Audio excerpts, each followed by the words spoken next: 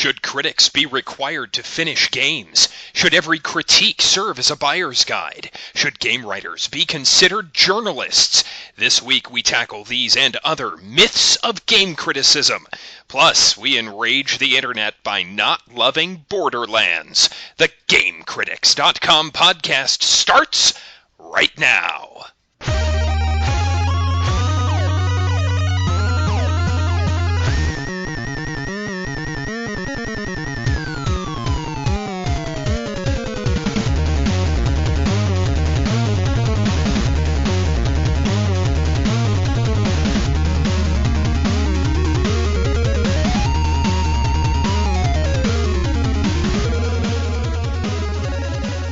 All aboard the podcast train, everybody. It's the GameCritics.com podcast, number 24, just a few days out from Halloween 2009. I'm Tim Spaeth. I'm your host.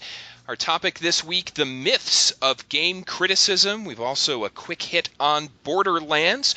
Joining me for all this, the founder and editors of GameCritics.com. Let's start with the aforementioned founder, Chi-Kong Liu. Chi, how are you, sir? Good. What's up, everybody? It's been a while since we've done the show, Chi. Do you feel nervous? You feel rusty? Yeah, a little bit nervous, man. But it's good to get back on the wagon. It is. It is. I'm trembling, but I'm not going to let that show. Also joining us, it's Big Brad Gallaway. Brad, how are you, sir? Good. It's good to be back. Absolutely. It does feel like it's been a while, but I'm going to try to keep it together. Stay frosty, do my best. Well, we did take some time off. My wife had her tonsils out. She is tonsilless, so that was a successful procedure. And Mike Bracken, the horror geek, celebrated a birthday last week. Mike joins us tonight. How are you, sir? I am good. A year older and hopefully wiser now that I'm 37, which is fucking terrifying that I'm only 3 years away from being 40. Ooh. Scary stuff. Halfway to 74. Yes, that's scary too. The over-under on me, though, is like 60, and I would bet the under if I were a gambling person. That's good. That's a lovely bit of optimism. Thank you. Now, it's Halloween, and you're the horror geek. What is Halloween like for a horror geek? It is insane. I get screeners. I've got interview requests out the butt. I am very busy. This is like Christmas for Santa and the elves, basically, if you're a horror geek. So, busiest time of the year, very exciting, but also a little bit draining at the same time. I'm always sad when November comes, but at the same time, it's nice those first few days not to be running around like a madman. Well, we're thrilled that you found the energy to join us tonight. For you guys, I'm happy to be here. Well, as I said at the top, this week we are breaking down 8 myths of game criticism, possibly confirming them, possibly debunking them. We've wanted to do the topic for a while, and apparently, guys, we struck a nerve. We posted the 8 myths on our forums. We got some great feedback there, but Brad, you posted them over at your blog, and the comments section was longer than I've ever seen it. Yeah, I got a really good response, so I do want to say thanks to everybody who reads my blog and who took the time to chime in. We got some really, really good bits to chew on, so I'm looking forward to it. It's going to be a very good discussion, I think. But before we get there, let's actually engage in some game criticism, talking about Borderlands, or as I like to call it, the Borderlands. Very well received has Borderlands been since it hit store shelves this past week. Now, Brad, you and I are the two who've been playing it. You've been playing on PS3. I've been on Xbox 360. So unfortunately, we couldn't play together. But and I don't want to ruin the surprise, but I think we both have a substantially different take on this game from the rest of the world. So let's make the internet angry, Brad. Let's talk about Borderlands. Yeah, make the internet angry. Yeah, I'm looking forward to the backlash on this one. Let me just say up front. And Tim, you may call it Borderlands. I call it Bordomlands. I mean, that kind of sums up my entire view. So for those who don't know about Borderlands, it's put out by Gearbox Software, who are responsible for some of the Brothers in Arms titles. And basically what it is you pick from one of 4 assorted characters, and you go into the Borderlands, which is this kind of vaguely post-apocalyptic brown area It's a first-person shooter, but they've added some, I guess, role-playing elements. I kind of hesitate to really say that because I think it's more lip service than anything else. But basically, you pick one of these 4 characters. You have different skills that each person can have. You kill enemies out in the wasteland. You get experience. You power up these skills. And the main hook, I mean, the big hook, the driving hook of Borderlands is that the developers claimed from the start that they wanted to create a game that was kind of a mix between Halo and Diablo. And so their big twist to this game is that there's evidently like 17 kajillion different kinds of guns that you can pick up as you go and loot things. So you kill some guys or you search some scrap piles. You pick up all these different kinds of crazy guns. There's sniper rifles, there's revolvers, there's bazookas, and like they all have different different stats, different tendencies, different elemental focuses. So there's like tons and tons and tons of guns, and that's kind of the game in a nutshell. I mean, I have to agree with you, Tim, when you said that we are kind of the outliers on this, because honestly, after playing the game, I think I've put about, I want to say maybe 12 hours into it so far. So I gave it a pretty good thorough playthrough so far.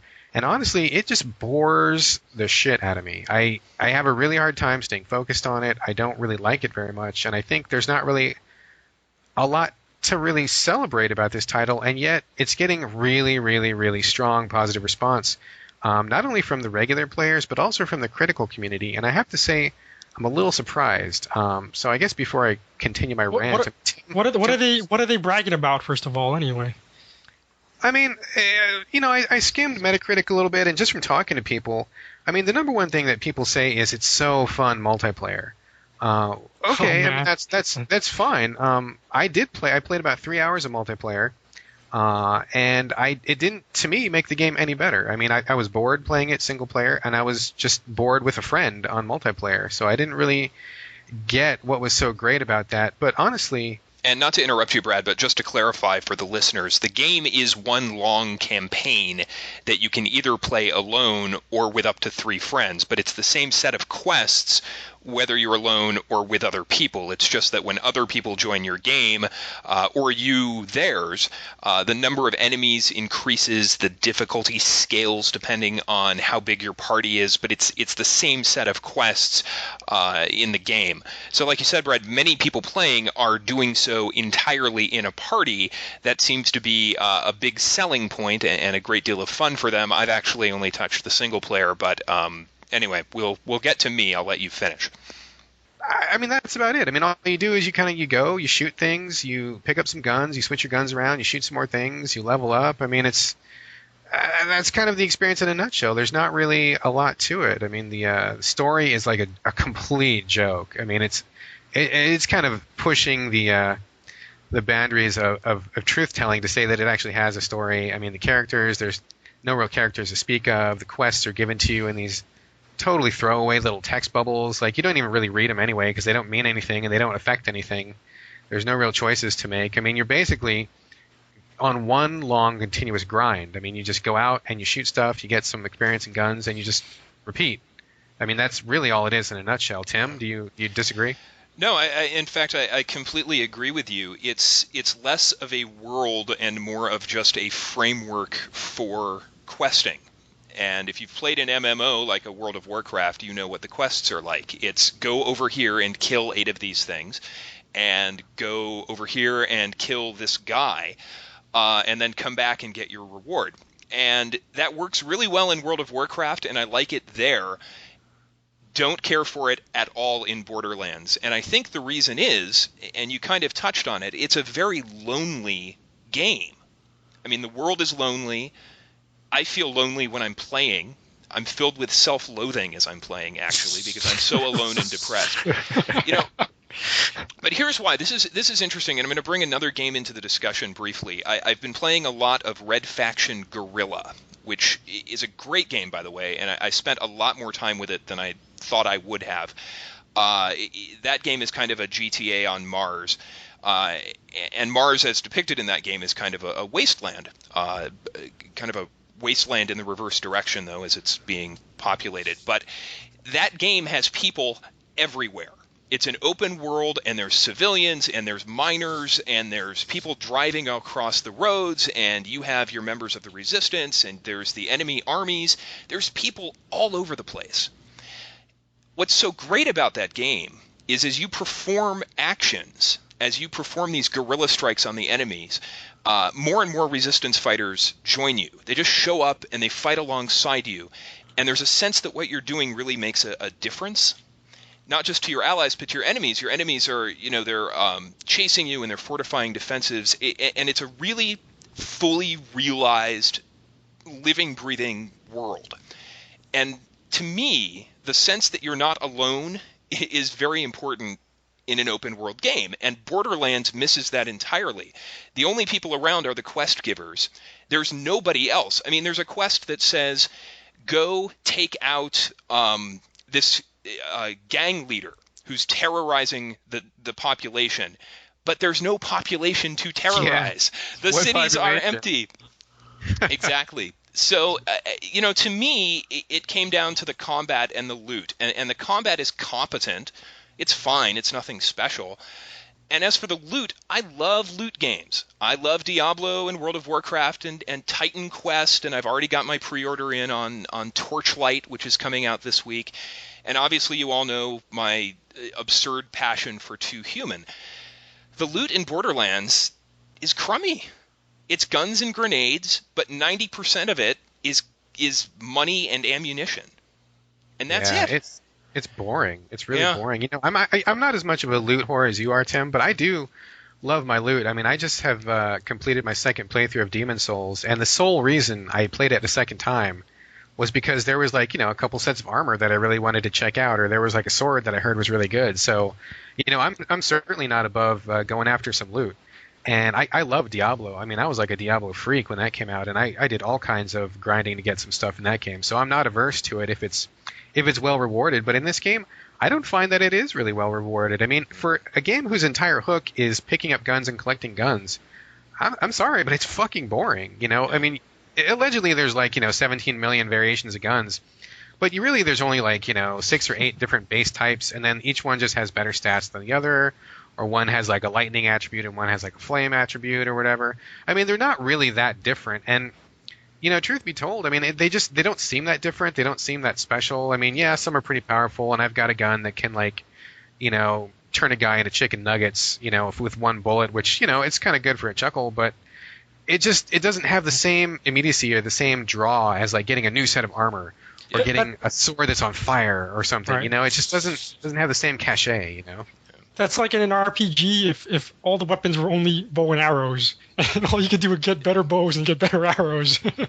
Yeah, I mean, kinda, and I don't think it even really has anything to do with the fact that it's first person and not third, because I've played a couple first person RPGs where you get different armor. I mean, you can't see it, but you still get it. And even in those games, it feels a lot different. I mean, I remember spending a lot of time with Kingsfield, where you never see anything except the right hand of your character, but picking up a new sword or picking up new armor was cool. And in Borderlands, I'm like, whatever, another gun. Okay, this is just like the other 3 guns that I just threw away. I mean, it doesn't drive me forward, And like Tim said, I mean, the combat is just, it's competent, it's fine. I mean, it's just shooting. There's nothing fancy about shooting. One thing I think that is interesting is that this game was in development since 2005, I believe. And if this game had come out 4 years ago, I think maybe my opinion would have been a lot different. But in this time that it's been in development, I mean, look at all the other incredible games that have come out since then, and they have really upped the bar for what it means to be kind of an open world game. I mean, much like Tim said, you need to have a world, you need to have a sense that what you're doing affects people, or that you're interacting with things, or that there's something there. You don't want to just be a lone character in this giant, barren, open space. I mean, it doesn't serve any purpose. You start the game with you and 3 other people on a bus, and when you get off the bus, the 3 other people disappear. You don't even talk to the other characters that were on the bus. I mean, it's kind of ridiculous, So, I mean, I don't know, Tim. Do you feel like you're going to push forward, or do you have any really positive things about the game that you think it has? No, I mean, unless there's a gun that shoots motorcycles, or something amazing that happens in the next 5 levels, I will probably bail. What what's disturbing to me about this, and we talked about this a few shows ago when we talked about the prevalence of co-op and games specifically designed for co-op, and Borderlands is exactly what I didn't want to happen. That a game I desperately wanted to play is really designed for multiple people to play. I have no intent to play this game multiplayer, and I'm getting the impression that really there's nothing here for me, and this is exactly what I didn't want to happen. The thing is, all those other games I mentioned, Diablo, World of Warcraft, Titan Quest, 2 Human, all perfectly playable as single-player games. So it can be done. Borderlands just failed at it. Tim, someday we're going to have to talk about 2 Human. I know. We'll have our 2 Human 3-hour epic. So let me get this straight, Tim, though. You're saying it would be better as a multiplayer game, but you're choosing not to play it as a multiplayer game? I have no idea if it would be better as a multiplayer game. But if it's being sold as a multiplayer game, well, that's kind of it's almost like you're not playing it right then, which is sort of like the classic complaint with Left 4 Dead, you know? I don't have a group of people that I know that have Xbox 360s and this game. So for me, unless I want to play with strangers, which I have zero desire to do, this is a single-player game for me. This genre of game has historically been very successful with both. They could have made it a good single-player game. And the game doesn't make it easier to herd strangers together to team up or anything to that effect? Well, you have matchmaking, and you have drop in, drop out. So I could start my game as a multiplayer game, and strangers could come in and play with me. One thing that I know the multiplayer doesn't do, though, is control the loot distribution. So if you kill an enemy, loot flies off of them. It's a free-for-all. Anybody can pick it up. So the odds of me playing with somebody who's respectful of the fact that it's my game and that, are they going to have a discussion with me about what gun we pick up?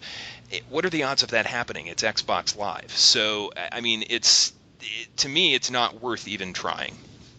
Yeah, well, to kind of piggyback on that, Tim, I definitely get what you're saying about games that have a really strong multiplayer aspect can also, and in fact should also be fun and playable for the single player. I mean, it's kind of a personal opinion of mine that any game that requires other living people to be fun is a game that's failed. I mean, you can have your multiplayer, and multiplayer can be a big part of it, but if it's not fun by yourself, there's problems there. And I did play 3 hours of multiplayer, and I will say that, like I said at the beginning, it wasn't any more fun.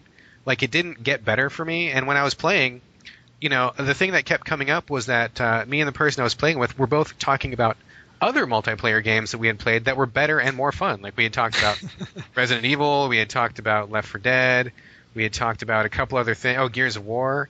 And we were just saying, man, those games were a lot more fun than this, and why are we playing this? Why are we playing Borderlands when we could be playing one of those? And I was, I couldn't disagree. So even though this game has been designed primarily to be a platform for multiplayer, it's still not a very good game. I mean, I just don't care. This game has issues any way you slice it, single or multi. So I'm starting to notice a trend as well, that any game that has multiplayer, which inevitably, when you get 4 people together to do anything, is fun, right? So that's why you're getting all these high marks, unfortunately. So it's kind of like I said, getting a little ridiculous that anything that puts 4 players together gets an automatic pass. Seems like these days.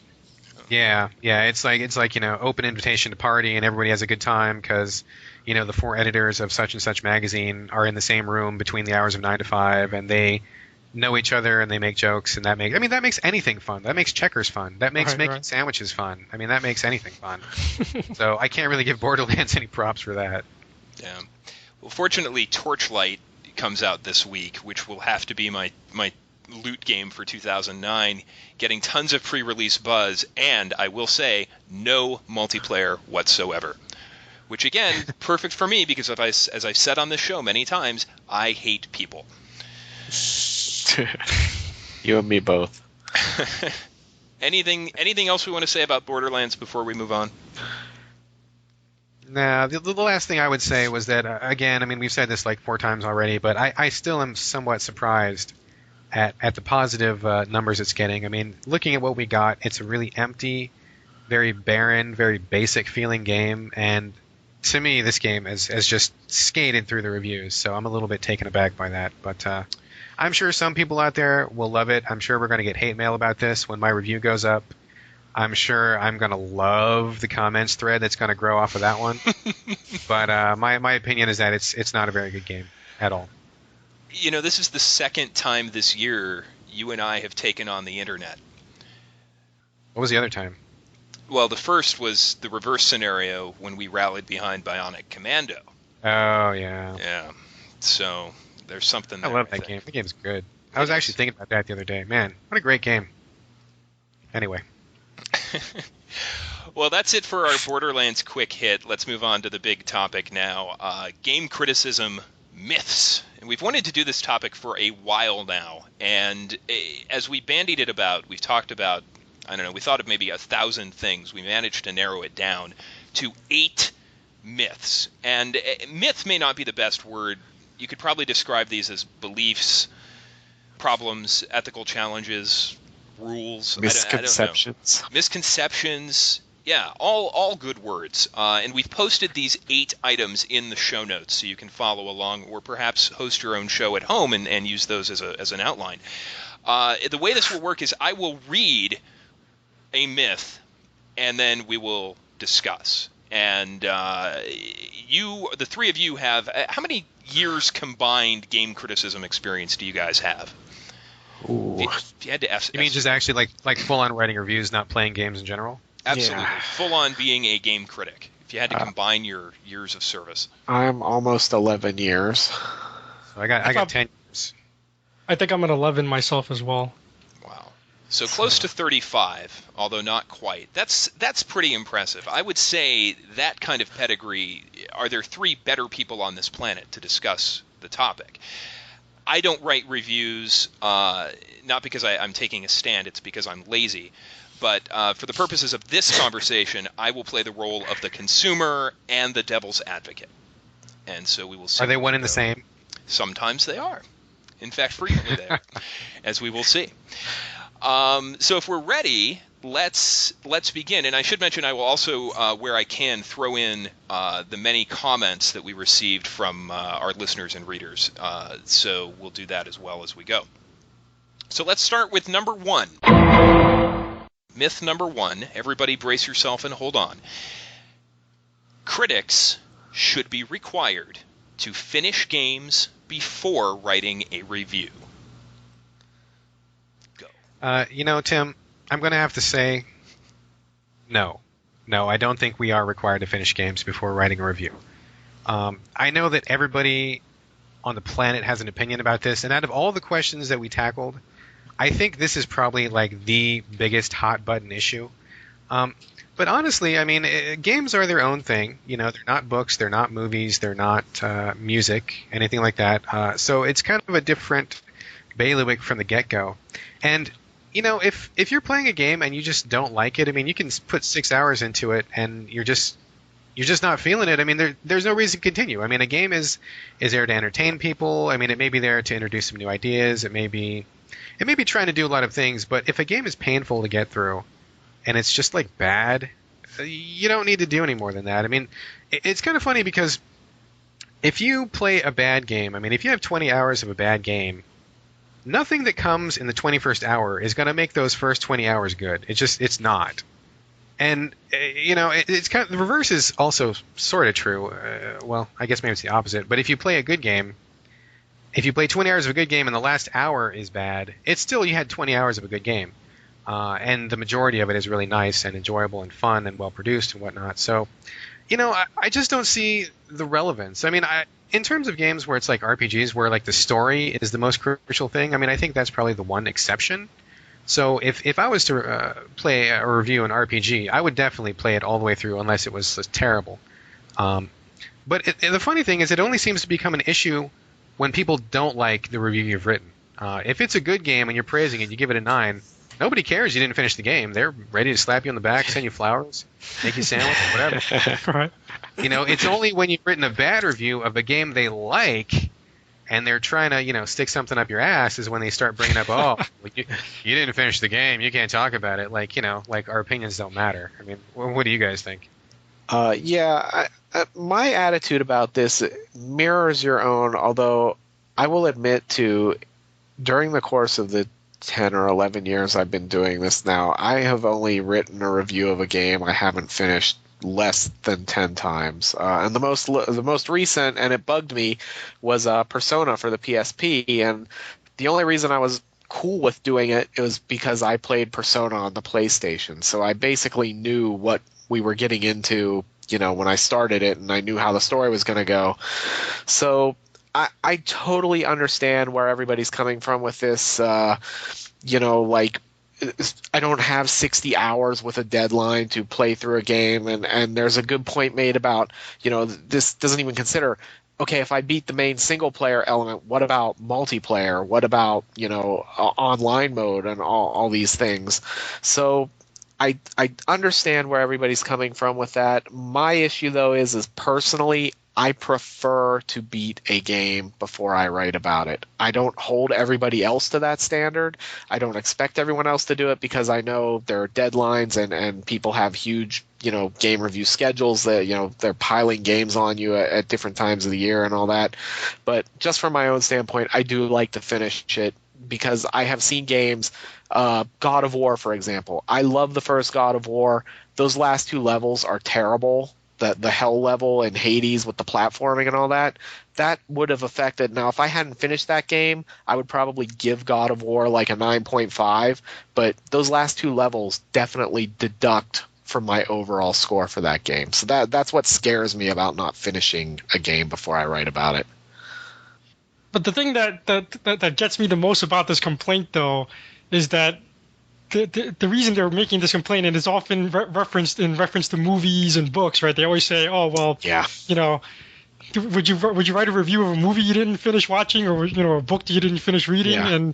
And this is the classic mistake of people comparing games to movies to books or whatever, and it's a completely different medium. And not only the fact that, first of all, it takes a lot of games take 20 to 40 hours to complete, but also I think that even more importantly, everyone's gameplay experience can be different from one another. So it's not like even if we all arrive at the same destination, we all took different routes to get there. So it's just this bizarre notion that as if we all spent X amount of time of a game, we would all come to this accurate conclusion about something, and which again is not what the point of reviews are supposed to be anyway. We're not supposed to try to come to some universal consensus as to what's good, as to what is exactly great or bad. I mean, we're all coming to our own personal consensus of what the game is about. But yeah, my main issue with it is just it's not looking at games as its own medium, as we always are complaining about these days. That is actually a fantastic point, Chi. I am absolutely blown away by that because you said something and it hadn't ever really occurred to me like that. So yeah, we don't. Games are interactive on some level, and even if we all get to the end, that doesn't make the experience the same. And wasn't there just like some article like a year or so ago about how most gamers don't even finish 20% of their any game they're playing anyway before they move on to the next thing. So if you're not going to finish the game, why should I have to finish it? Well, they're holding us to a higher standard, obviously. That's very true. I mean, take for example, Muramasa, which I just reviewed recently, and I got lambasted in the comments section of the review. I mean, games are interactive, like you guys said, and it's not just you don't just sit down and watch a movie, or you don't just sit down and turn the pages of a book. I mean, you really have to get into it. You have to get engaged. You have to think about what you're doing, and on some level, you have to enjoy it, because if you don't enjoy it, it's going to become torture. I mean, at the very least, you have to be intellectually interested. Even if you don't like the gameplay, I mean, you have to be hooked into it on some level, or else you just can't get through it. And for me, Muramasa was playing that game was like punishment. It was so boring, and it was so shallow, and it was so antithetical to what I really like in games. I mean, I stopped playing it after 3.5 or 4 hours, and I had seen all I needed to see. But I got so many comments from people, and I'm not saying that their opinions are wrong or invalid, but it's very clear that they are different kinds of players, and these were the players who really liked grinding through these really simplistic battles over and over and over and over, and who really liked watching these repetitive backgrounds scroll by and not really having anything to do. I mean, if that's your cup of tea, cool. I mean, no skin off my nose, but this is my view. This is my particular take on this game. This is my feeling after playing games all these years, and this is what I have to say. And nothing about what I said was wrong, but it was like it flew in the face of so many people who were afraid to hear this other viewpoint.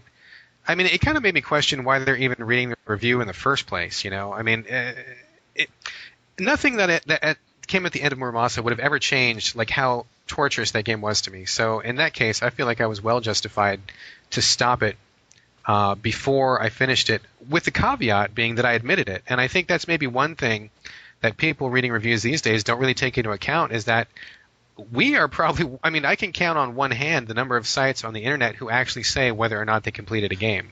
Yeah, and it may be kind of a recent thing, but we do it for every game. And so you don't like what I got to say, fine, but at least I'm upfront about it. I'm not trying to hide anything. I'm not trying to lie about it. Yeah, and it amazes me. If you think that, and this is not to pick on IGN or anything like that, but if you think the guys at IGN are playing through every game that they review in their entirety, you're incredibly naive. Right. Actually, Mike, I'm glad you mentioned that. One of the comments left on Brad's site came from Sid Schumann, who is the former senior editor of GamePro, and he actually cites that he took a more practical approach to this, and I'll quote him here. He says, it would be ideal to finish all games, but the logistics are agonizing. With the exception of CGW from back in the day, I don't believe any well-known publications mandate that their reviewers finish games prior to review. Some games require 20, 30, or 40 hours of playtime to complete the core quest. Add in dozens of other reviews, competitive posting times, and you've got one hell of a logistical challenge ahead of you. Wouldn't call it impossible, but it's very daunting and would require a massive staff. He goes on to say that he thinks it's okay for an experienced game reviewer to review a game he didn't complete. It's not ideal, but it's also not a sin. All right. I want to agree with the ideal part. I think as with Mike's example, with God of War, it helped his opinion on the matter. But there's no, I don't believe it's like a hard and fast rule where and the opinion is completely invalid just because they didn't finish the game. And the thing with God of War is okay, so the last two levels suck. Like Brad said though, God of War is still a great game. It's just maybe not quite as great as I would have thought it was if I hadn't played those two levels. But the game that before those two levels is so fantastic that you're disappointed that the last two levels suck, but they don't ruin the experience for you. So if you didn't play them, it wouldn't change the overall review drastically. So. Right. Yeah, I mean, I want to agree with that too. I mean, I don't mean to be flippant, and I'm certainly not saying that I don't think it's important to finish games, because honestly, I mean, my track record for finishing games is really up there too. I mean, I definitely finish the majority of titles that I review. But yeah, I mean, I think the role of the reviewer as it pertains to this finish or don't finish question is, what is the game like in general? I mean, our reviews are not supposed to hinge on one specific cutscene or on one particular twist in the story. I mean, you're looking at the big picture. Is this game fun to play? Is it well put together? Does it have a social context? Does it mean something personally? Right. I mean, you got to take the big picture, and if you play something for 10 hours, you see 10 hours out of a 30-hour game, I mean, you're going to have a pretty good idea of what the game is like and what it's about. I mean, any review that hinges on what the ending is just a bad review. It's not a well-thought-out review. I just wanted to say, throw this out here as someone who, covers film and things like this, that, and this isn't a review thing so much, but when you write screenplays and you're trying to break into the business, or you write a novel and you're trying to get an agent or a publisher, you basically have 5 pages to convince these people that your work is worth looking at or considering. And if you don't do it in 5 pages, you could have a fantastic book after that point. But you have to get these things going. It's entertainment right from the beginning. You can't, audiences aren't patient enough to wait until, 8 hours in for the main game to really kick into high gear. And granted, we're reviewers and it's a little bit different, but the same principle sort of applies in that, it's not fair of you to expect me to sit around for 5 hours to wait for the game to get good. If you can't make it good from the beginning, then people aren't going to play it. And that's, that's fine. That's how it should be. But expecting people to play it on the off chance that it might get better is a fault on the developers and those people's part, not the reviewer. I totally agree. You nailed it. And it's just not realistic. It's just not realistic. Totally. And just to kind of follow, this is kind of a off the topic here, but in terms of writing, I mean, I don't know, people listening to this podcast know, but I'm a kind of an up and coming writer, aspiring writer anyway, and I would say you don't even have 5 pages. You've got like 1 page, sometimes like 2 paragraphs. If you can't nail it in 2 paragraphs, who cares if the next 300 pages of your book are great? I mean, I totally agree with you that it applies. If you can't make your game interesting, to me, in the first 4 hours, then that's a fail. It's a hardcore fail, no matter what comes later on. So let's move on to myth number 2. And that is this. The goal of a proper game review should be to inform the reader as to whether they should or should not buy a game. Yeah, I'm going to... To me, this is like one of the great myths of game reviewing of all time, in my book at least. And I think this is perfectly exemplified by something that I complained about a lot when it happened was X-Play's, I know we're talking about the cable show X-Play here, when they reviewed Guitar Hero Smash Hits. And they basically, at the time, just sort of lambasted the game. I mean, they hated it. I mean, well, I guess I shouldn't put words in their mouth, but to me, it was pretty clear that they had a strong distaste for this game. They disliked it on many levels, and then bizarrely, at the end, they still gave it a 3 out of 5, and the justification for it was, oh well, someone out there is going to still enjoy this game, and that was, to me, was just, first of all, kind of nuts, and then the ironic part about it was. The next review they did was another game, another niche game, you could say, I guess, was Dynasty Warriors Empire 6. And then they proceeded to give that game like a 2 out of 5 or whatever. And they proceeded, it was a much more negative review. But yet at the same time, they didn't use the same excuse of, oh, well, someone else is going to enjoy this game also, which, of course, this is definitely true because this is Dynasty Warriors. This has already had, 6 or 7 iterations and countless other variations of that genre.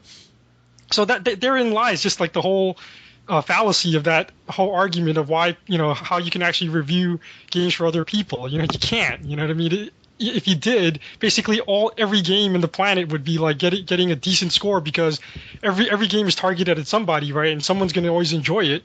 So really, there's no point in doing that, if you ask me. I mean. Yeah, you're totally true. I mean, you can take any game. It doesn't matter.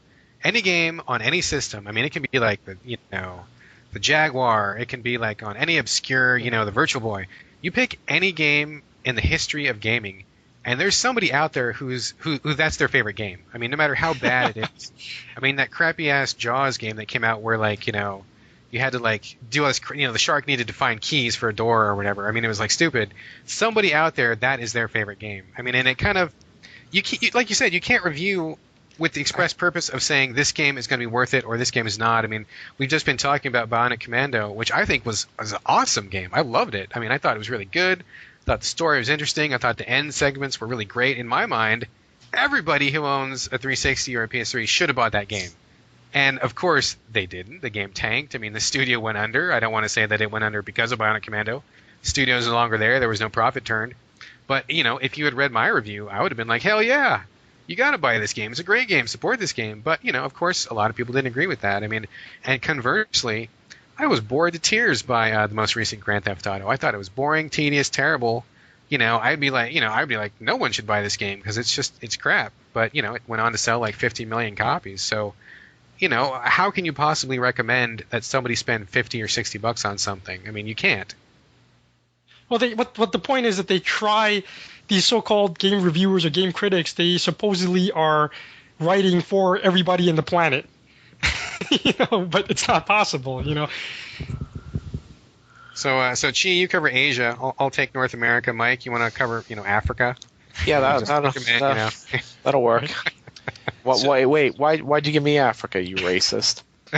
What are you trying to say? Let's not even go there, dude.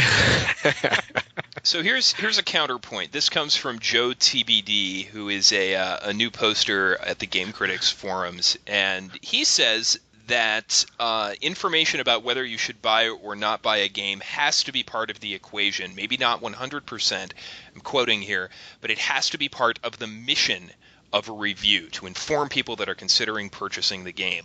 A lot of people still look games up on GameSpot when they want to know if something is good enough to buy.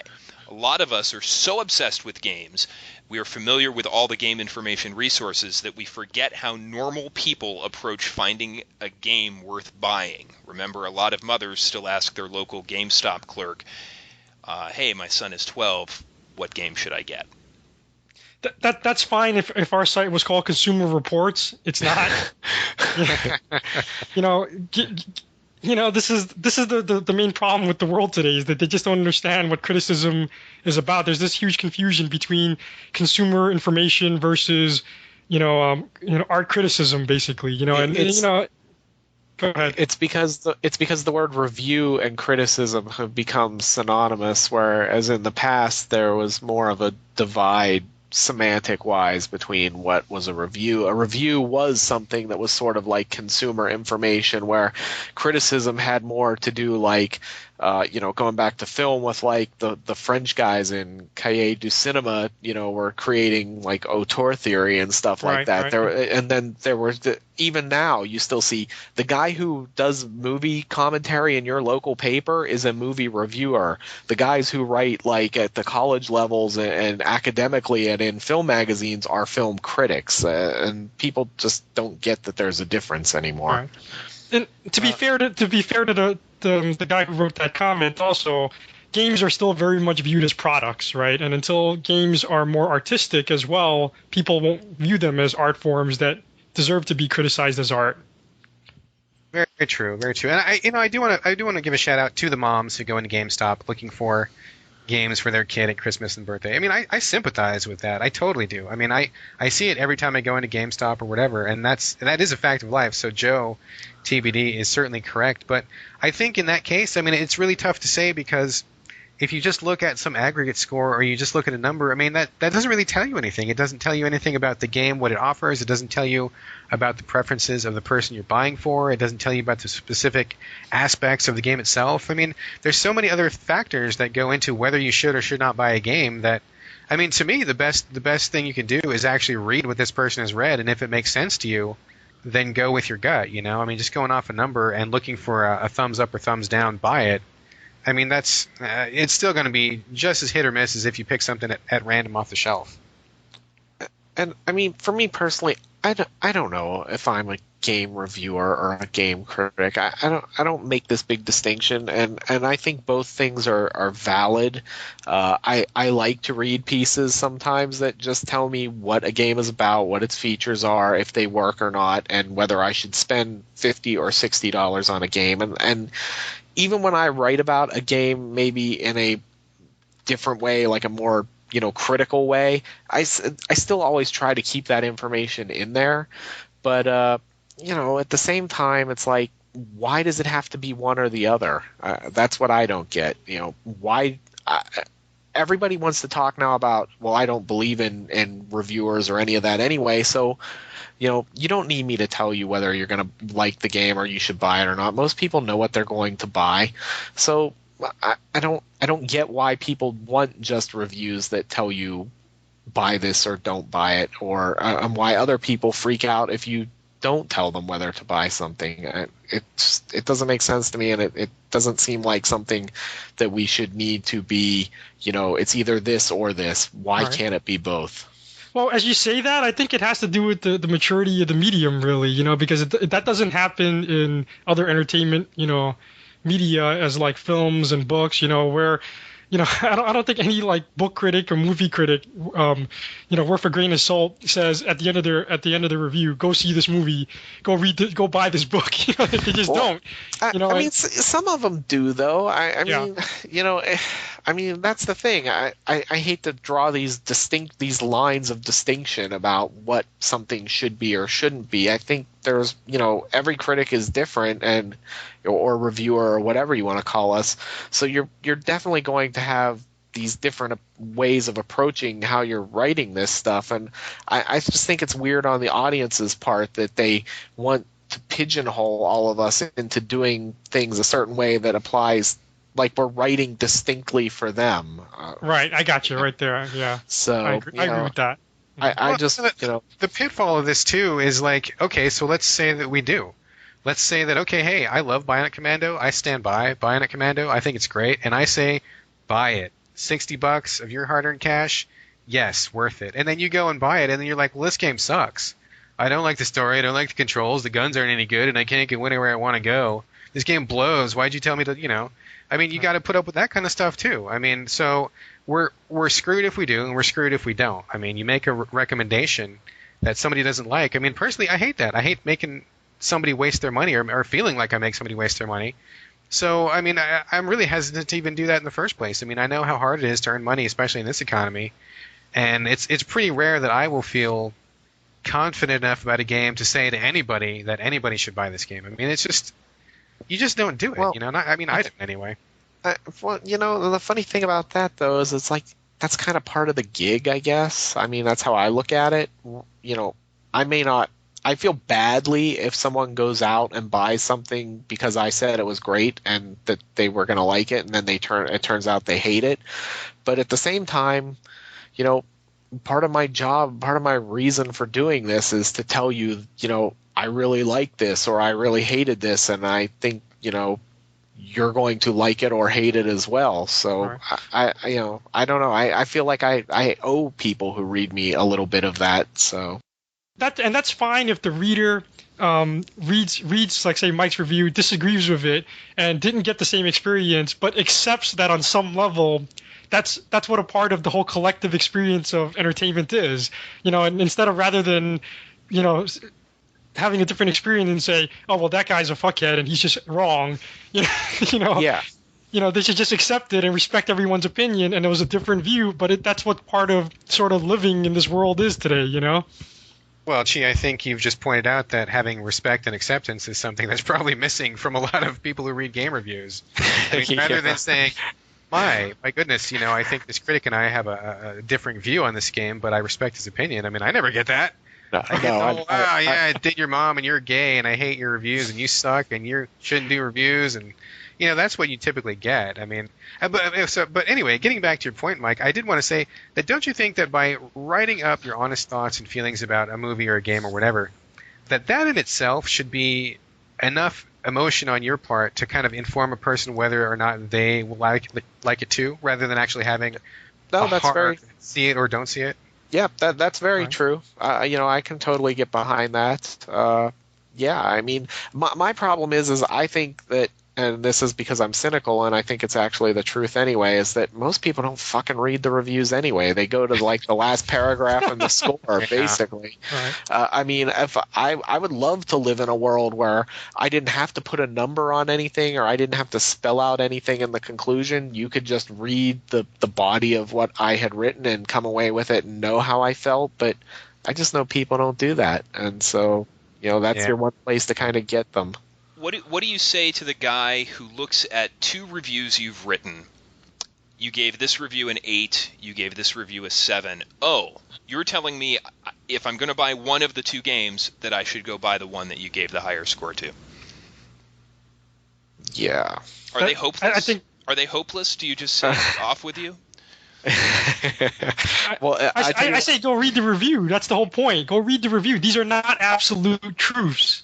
These are opinions, and that's the thing. In order for what you want to happen, Brad, which is for us to be honest, people have to accept the fact that reviews are opinions, and we're not trying to establish some kind of universal standard of what's quality and what's not, on some sort of scientific level. It's just not what we're trying to do. And off on a little bit of a tangent away from that is not so much the guy who looks at the 8 and 7 reviews and says go with the 8, but the asshole who writes in and says, how did you give this game an 8, and then blockbuster AAA title that came out 2 years later a 6? Like somehow these grades are relevant. Something that came out 2 years ago that might have been an 8 at the time is now somehow that automatically makes it better than the game that came out currently. That drives me nuts. I hope I explained that well, because I don't think I did. No, I think you did, and we will get as we move through the myths. There are some game score related myths towards the end of our list. We're kind of saving those towards the end, so we will definitely get back to that. I feel like, and maybe this isn't our responsibility, but I feel like games are $60 consumer entertainment products. I feel like somewhere there needs to be some sort of guide that can help people decide if they should buy this or buy that. I think game demos go a long way towards that as well, an opportunity to try the game before they buy. Don't get me wrong, Tim, in that I'm not saying that people aren't supposed to get that information from reviews. It's sort of a little bit ironic that reviews, that is the purpose that they serve, but the actual review itself should not be that. Does that make sense? Do I need to explain that? No, I think that's probably, that articulates what we're trying to say probably better than anything. So I think that might be a good thing to end on. Let's move on to myth number 3. Is everyone okay? Everyone's doing well? Super. All right. Getting fired up already now. All right. Yeah, it's contentious in here tonight. Tempers are flaring. Myth number 3. Those who write about games are not journalists. Rather, should be considered enthusiast press or simply games writer.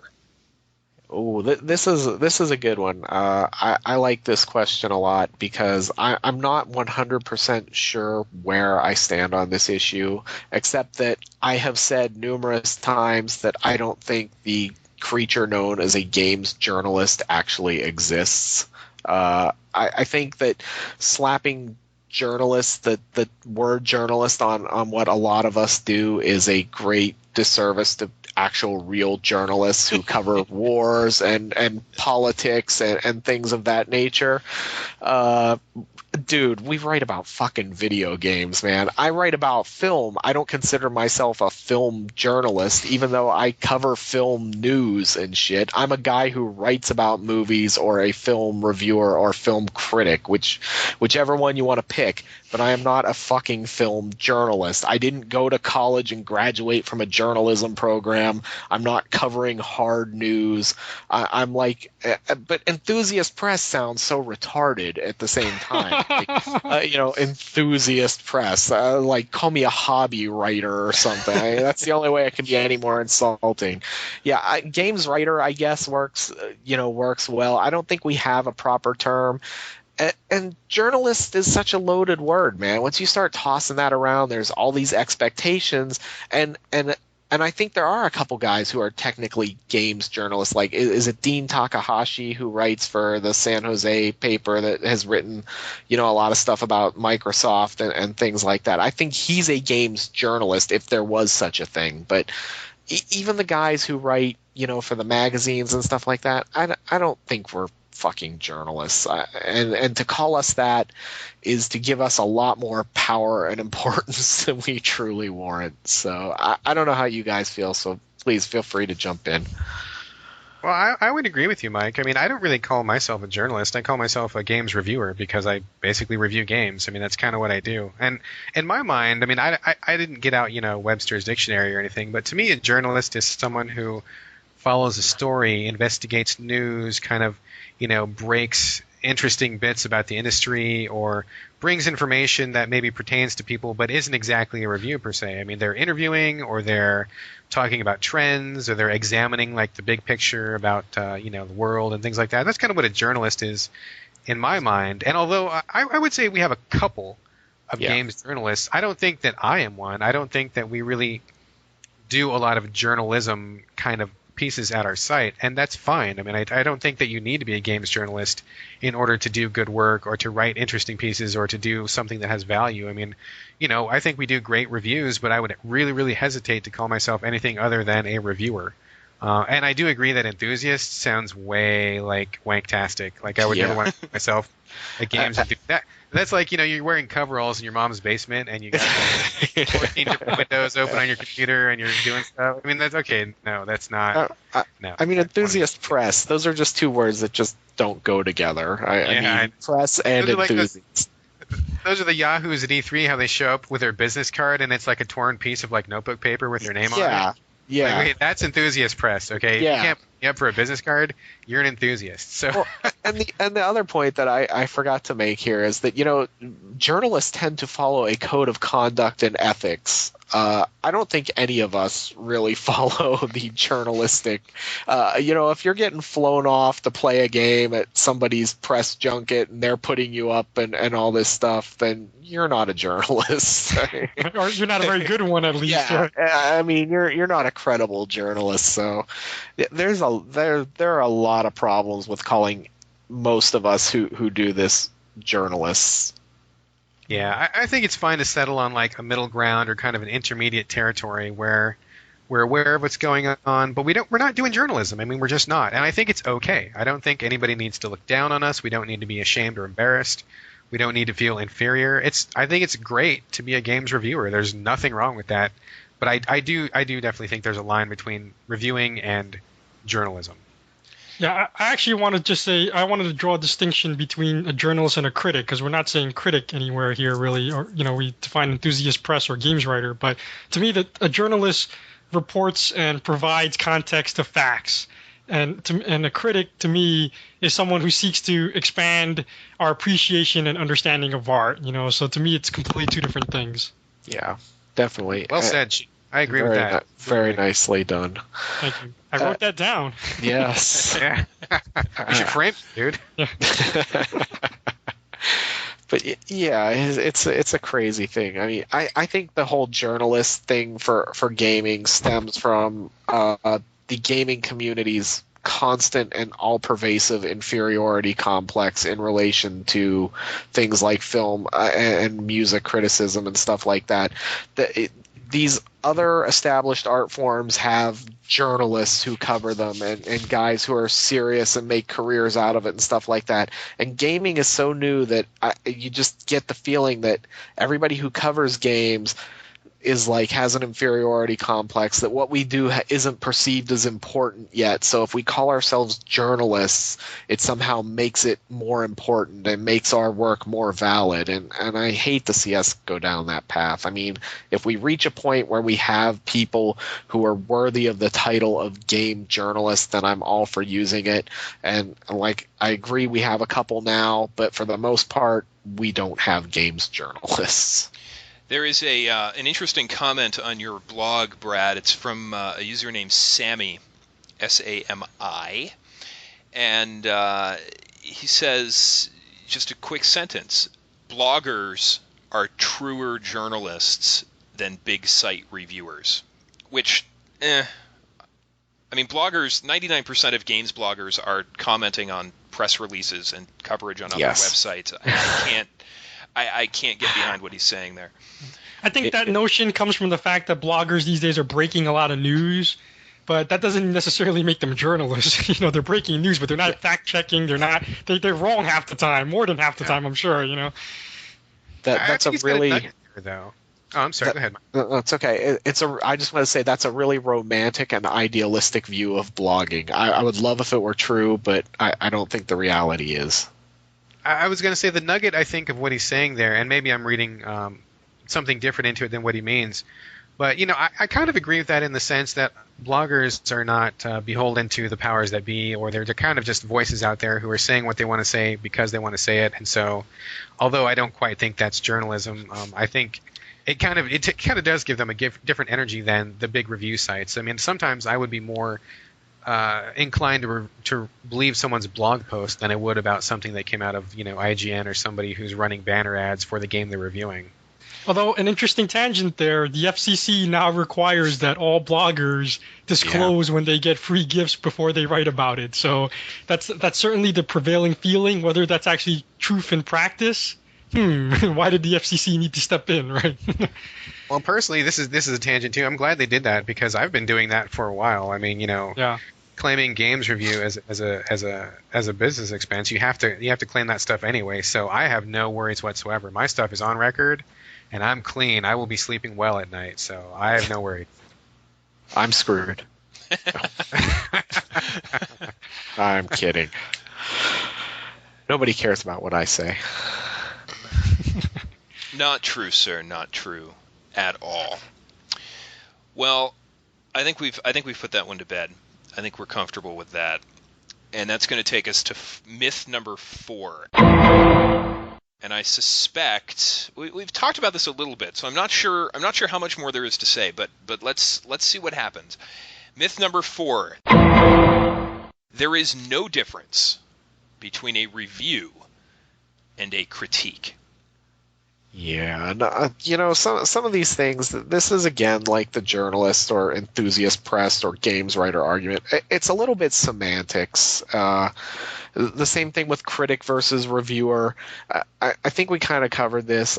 The reviews to me are always more of a sort of consumer report type thing where they go through a almost laundry list of gameplay, graphics, controls. Like they've got a little list of things they're going to cover in it, and the critiques are always, to me, a little more thoughtful, maybe a little more abstract, or willing to look at maybe one tiny facet of the game and magnify it into something much larger so that you can make kind of contextual relationships between the game and other arts or things of that nature.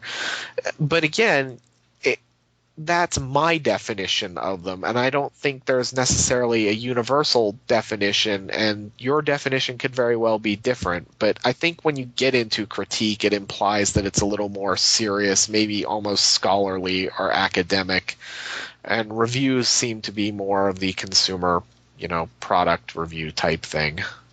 I agree, Mike, that it's semantics. It's funny. I looked up both words in the dictionary for unrelated reasons, and in the definition for review, you'll find the word critique, and in the definition of critique, you'll find the word review. So, from a historical standpoint, they really do mean the same thing. But I think from gamers today or part of game culture today, there's sort of a code now that a critique is, like, as you said, implies that it's more, new games journalism-y or just more serious, a more serious, thoughtful review, like you said. Wasn't the tagline of Game Critics for a while smart reviews for serious gamers? That's correct, yes. Mm-hmm. Why use the word review and not critiques? Because I didn't want to come off like a wanker, I guess. Yeah, exactly. Critique is a loaded word. Good answer. A lot of people would debate the success of that tactic, but well, it was one attempt anyway. Yeah, the interesting thing though, Tim, as you bring that up, and I'm a big marketing guy. I know how these things come across. But the funny thing is, we do strive to, the game culture sense, we try to disguise our game reviews.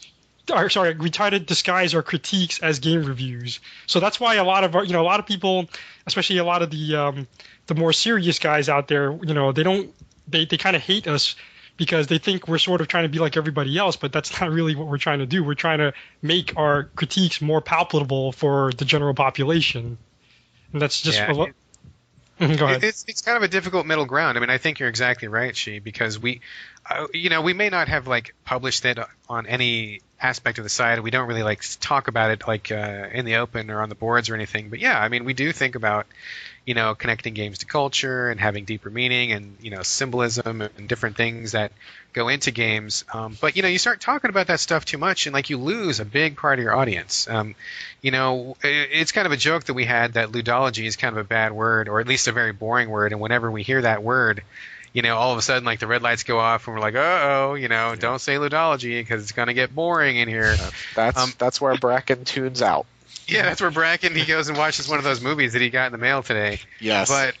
But But it's like, we do think it's important, and we do try, to kind of sugarcoat some of that stuff, and just, you drop a little bit of knowledge or a little bit of something to think about, but you still have to couch it in such a way as so that, normal people will read the whole piece. I mean, you can't start throwing out all these academic terms because, the people who read, a ludology breakdown are people who already know about it and probably know it better than you do.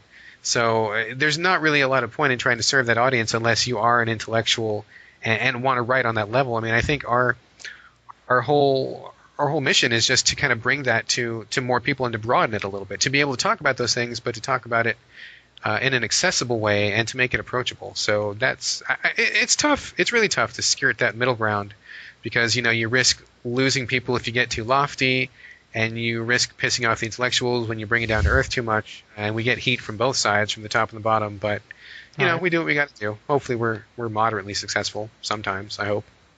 From the opinion of someone who just reads and doesn't write reviews, I don't care what you call them, as long as it's a well-written piece with something interesting to say. Call it a ham sandwich. It makes no difference to me whatsoever. So I'm going to start calling them ham sandwiches.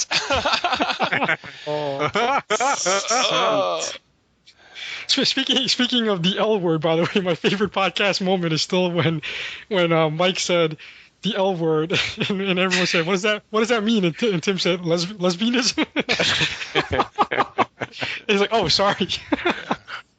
That was the last time I was funny on the podcast. Anyway. Okay. Ludology, or as I like to call it, the art of taking all the fun out of gaming. Yeah, seriously. The art of making games boring. Yeah. That's good. All right, have we put this one to bed? There was one comment, and I can't find it in the list. It says, a review has a score, a critique does not. I wish that were true. Yeah. Semantics again, yeah. Make it so. Totally. All right. Well, gentlemen, that takes us halfway through our myths. We have 4 more to go, and I'm talking with my production staff here, and they are suggesting that we turn this into a 2-part episode. What do you think? Oh, cheap ploy for extra hits. It really is. I mean, we're kind of ending on a cliffhanger. Yes. What I'm going to do is edit in a gunshot, and it will leave the impression that one of us has been murdered, but we won't say which one. Excellent. Yeah. Was this brilliant idea from Felipe? Well, Felipe and some interns collaborated on that, and it's the best I could make out because none of them speak English, but I think I got it mostly right. They pantomimed gun. They did. Hopefully they weren't just like winking and pointing at me. Yeah. They could have been flirting with me for all I know. I don't know. It's very strange. And they're removing their shirts. Anyway, so let's do this. We will pause now. We will take a week off. We will record part 2 in 1 week, where we will cover 4 more myths. Now we're going to talk about, in those myths, game scores. That's going to come up a couple times. We're going to talk about blogs and podcasts and Twitter. We're going to talk about familiarity with the author of reviews. So lots of interesting things still to come. Just not enough time this week to do it. So let's reconvene in 1 week, and we'll wrap up our Myths of Game Criticism talk. Does that sound good, guys? Sounds fantastic. All right. So let's then do my standard closing nonsense where I tell you that you can listen to this show in a number of ways. You could go to the iTunes Music Store, you could go to the Zune Marketplace, or you could listen right off the GameCritics.com homepage. That's also where you can leave some comments on our message boards, or you can leave comments through Twitter. Our name is @GameCritics. So I want to thank Mike and Chi and Brad, not just for this show, but a lot of people don't know that this month actually marks the 1-year anniversary of the GameCritics.com podcast. Wow. Who would have thought we'd ever make it this far? It's hard to believe. That Those first shows were so awkward. I'm actually surprised Tim stuck around, honestly. Yeah. I thought we'd be on our own by now.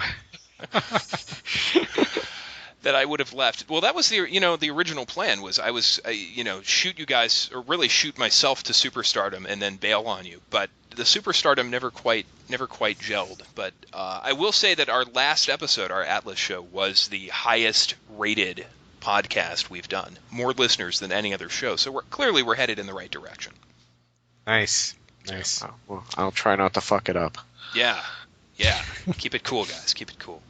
So anyway, we're not going to do a retrospective, but I just wanted to acknowledge the occasion and let you guys know that this has been a wonderful year. A lot of interesting things happened this year. I procreated. Brad, you procreated.